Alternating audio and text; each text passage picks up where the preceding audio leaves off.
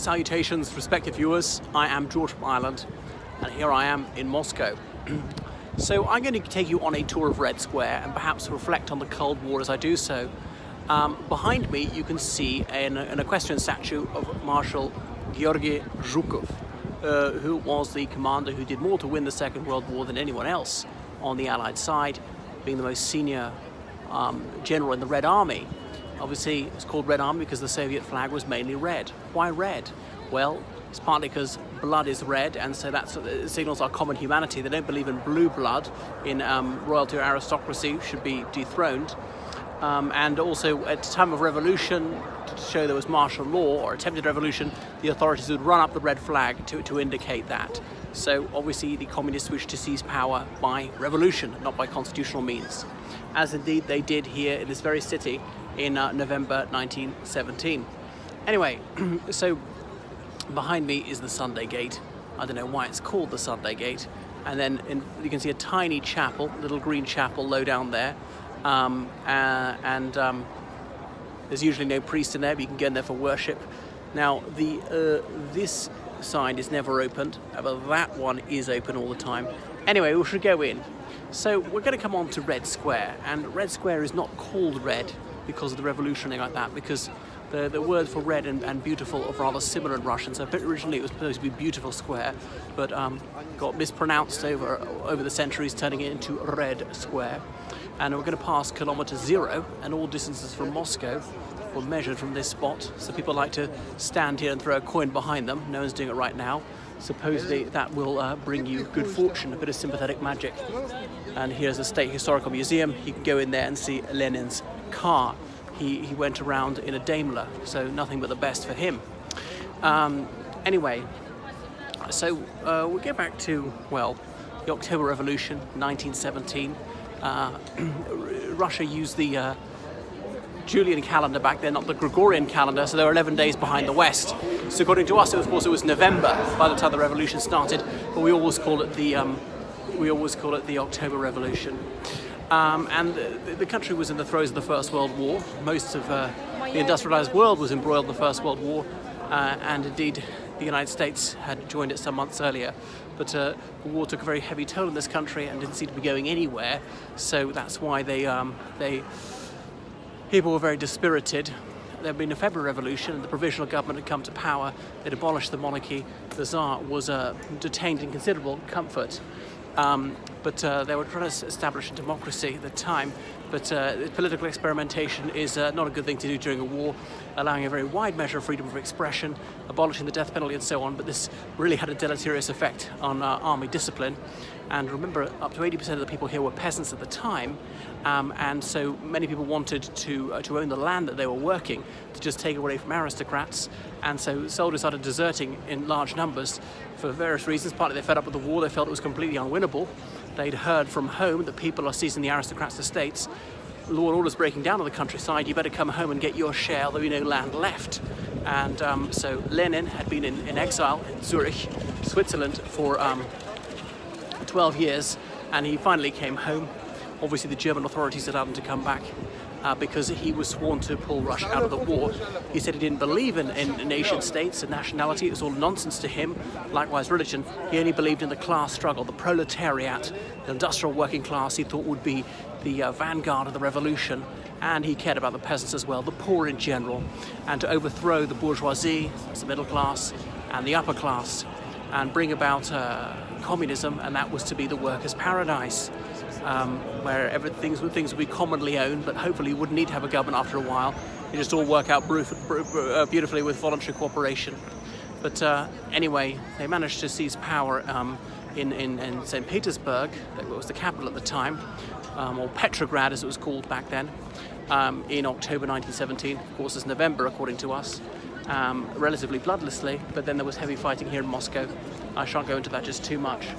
Anyway, behind me is the Kazan Cathedral. Kazan is a city about 500 miles east of here, which sits astride the river Volga, and it's the capital of the Tatar people, who are an indigenous ethnic minority. They speak the Tatar language. They can all speak Russian as well these days, and they are Sunni Muslims. and they were conquered by Ivan IV, who's known to us in the West as Ivan the Terrible, in the late 16th century. So this cathedral here is to commemorate that victory. It was demolished in the style of this era, the 1930s, was a vigorous anti-religious campaign, and it was rebuilt in the 1990s. When I first was here in '94, it didn't exist. But anyway, I'll take you a bit more around Red Square. So I'm about to show you GUM, which is was originally State Universal Shop. That's what the GUM stood for, the acronym. Here it is. It's magnificent, hey? It dates to the 1880s. And it was the most fantastic shopping center in the Soviet Union, but the Soviet Union didn't produce many luxury goods. And there were very few imported things back there, in there. So a lot of children are quite nostalgic for the Soviet era, obviously born long after it. And I have to point out to them, almost every single item you own is imported, right? You eat food from this country, but almost nothing else you have. Your computer, your car, your clothes, your furniture, your cooker, all that kind of stuff, almost all of it is imported, and you couldn't get that in those days. If it was so splendid, why didn't that system last? Okay, those who are really around, most of them do not want to go back to that. Do you really want to queue up 3 times to buy each item in the supermarket, have empty shelves, have to be waiting hours in the cold to get anything? And you would not be going on foreign holidays. Obviously, I'm dealing with affluent people usually. So no, it was not such a splendid time. By the late 80s, it wasn't too bad. There wasn't state terror. Obviously, you couldn't criticize the Communist Party. That could be jail time even then. But decades before, it was very frightening indeed. You could be denounced by your neighbors, accused of this and that. You could be sent to the labor camps, and sometimes they didn't even have a semblance of a trial. 50% of them sent simply by an administrative process. If you're arrested, usually that's it. You were not coming home for several years at least.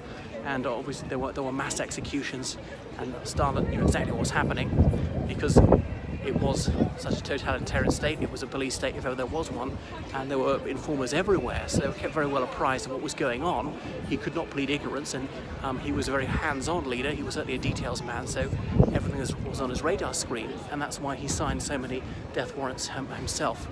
3,000 names on a list in one day, particularly day in the 1930s. Then there behind me you can see Lenin's mausoleum. So Lenin died in January 1924 of cerebral arteriosclerosis, as in stiffness of the arteries in his brain. He'd had a couple of strokes before that, so he'd been somewhat incapacitated for about 2 years. He'd been living in these Gorky estates, a bit to the west of the city. He died, and initially he was going to have a huge public funeral. Trotsky was the front runner to succeed him, but he had caught a terrible fever whilst out duck hunting some weeks earlier, and he was in the south of the country, didn't manage to make it back for the funeral. So they embalmed his body partly as a temporary measure to delay decomposition, and then he had a big public funeral. Obviously it was an atheist state, the first sort of anti-religious state in history, and he had his lying-in state in the House of the Unions, which you can't see. It's about a kilometre that away, and the splendid columned hall, but it's not open to the public, unfortunately. And there was a procession here, and all state funerals in the Soviet Union followed that same pattern. And so his body had lain in state for some days for hundreds of thousands of people to file past. And on a bitterly frigid day in February 1924, he was laid to rest in there. It was originally a wooden pyramid was built. Remember, this is just after Howard Carter found Tutankhamun's tomb. So there was a worldwide craze for all things Egyptian, which is why they embalmed him. They built this little mausoleum. I've been into that, and there's nothing else. A few red flag symbols on the wall, but there's no writing, there are no other displays. That's it. Nothing to distract from him, and he's got that just died look. They keep him looking freshly dead, and some people even speculate it's a wax dummy. So Lenin died, and when he was around, of course, they removed all religious symbols. As I said, churches were turned over to other purposes, even being granaries. And you can see up there is the face of Jesus at the top of that arch. Would have been displayed at the time. Obviously, the double-headed eagle symbol of the Romanovs, the imperial dynasty, that was removed from many places, and they put up the hammer and sickle, the symbol of the Soviet state. The hammer to represent the workers, the industrial workers, and the sickle to represent agricultural workers. They had considered putting a sword in there as well to stand for soldiers, but Lenin said no, that would be too bellicose. They didn't want to come across as pugnacious. Remember his slogan when he arrived back here in April 1917, he'd said peace, bread, land. Very simple, everybody can understand that triptych, and these are practical benefits for the average person. Nothing too theoretical or ideological. Remember, most people were illiterate at the time. Now, I'm an implacable anti-communist, but one of the things I have to say about them, I have to give them credit for this, is that, as Lenin said, I'd come to abolish the village idiot, that they made the most vigorous effort to abolish illiteracy. And by the 1950s, they succeeded, which was no mean feat, bearing in mind this is the largest state on earth and contained hundreds of millions of people. And they had to do this in many different languages. Remember, in Russia alone, there are over 70 ethnic groups, each with its own language. Who is actually Russian? I mean, not many people are Russian through and through.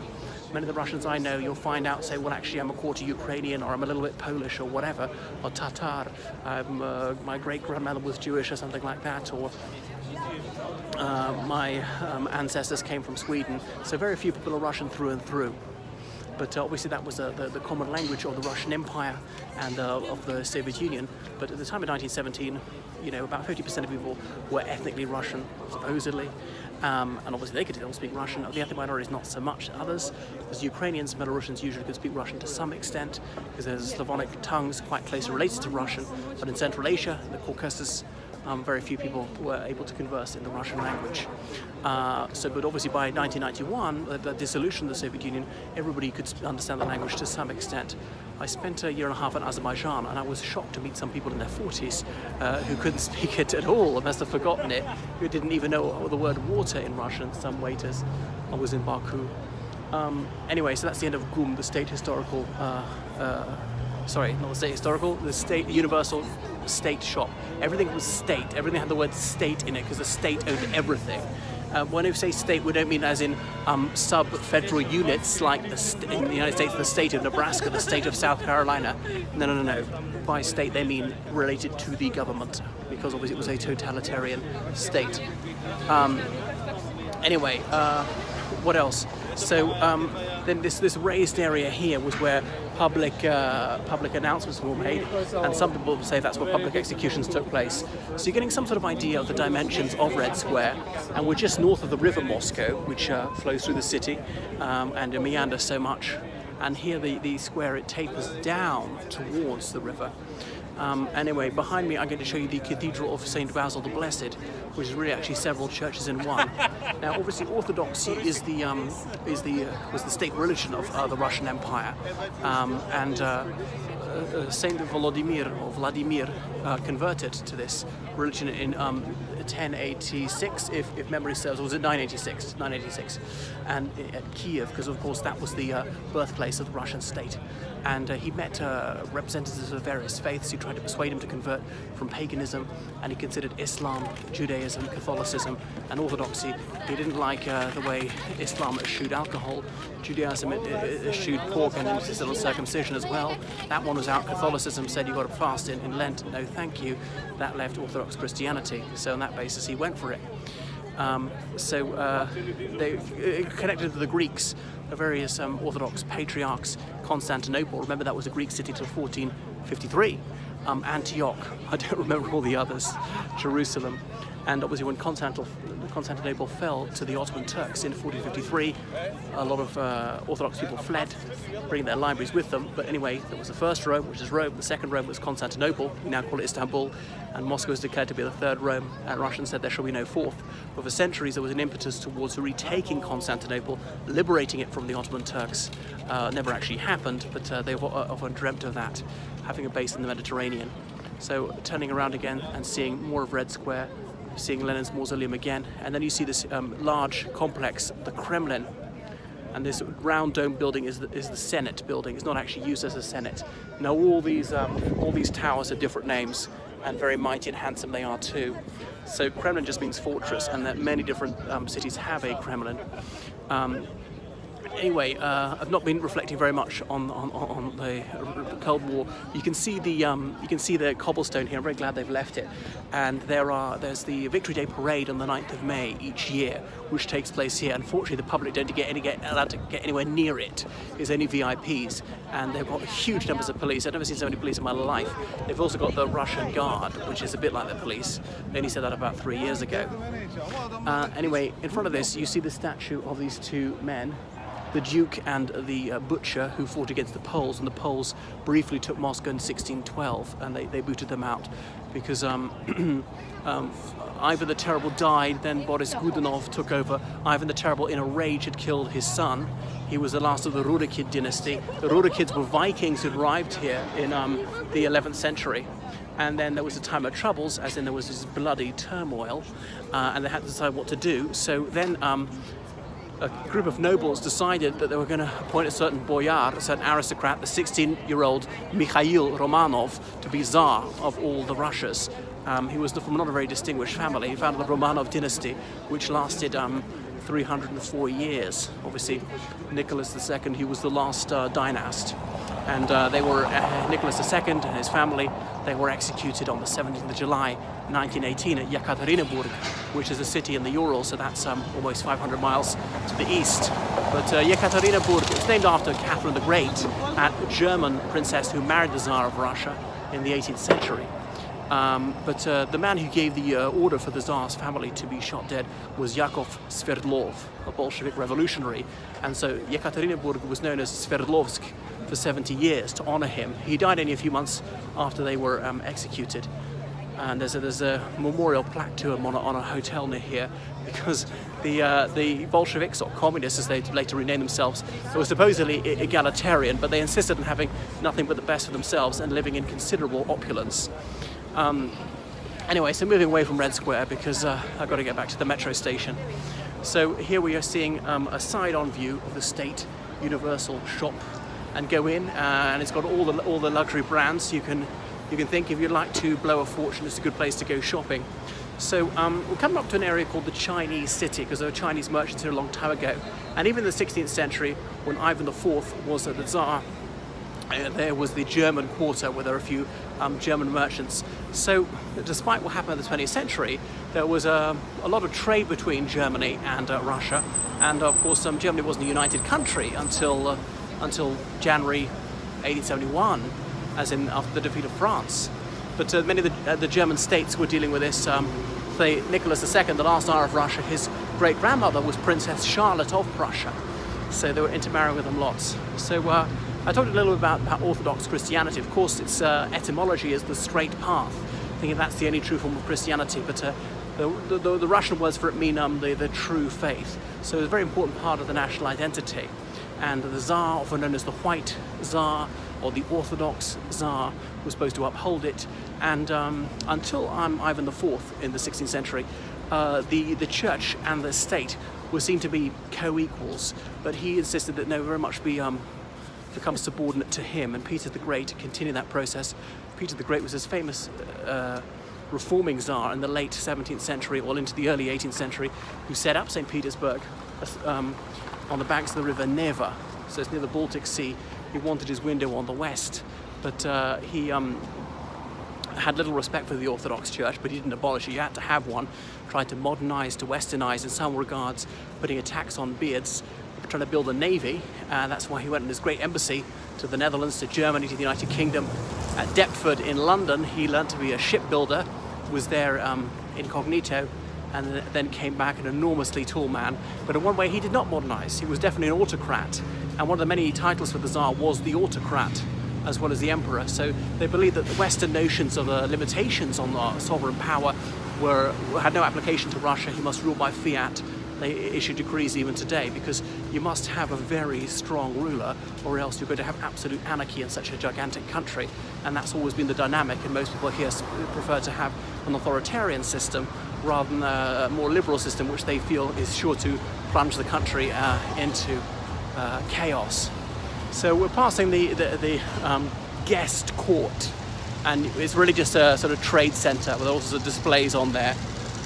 Not sure what it was used for in the old days. All right, I'll move quite away from Red Square, but giving you some idea of what it's like. All these fine late 19th century buildings. There's very prosperous areas of Moscow, and there'll be the headquarters of various companies around here. There's a more historic area down there towards the river, Zaryade Park, as in behind the rose, what it means, Zaryade. Okay, so I shall switch it off now.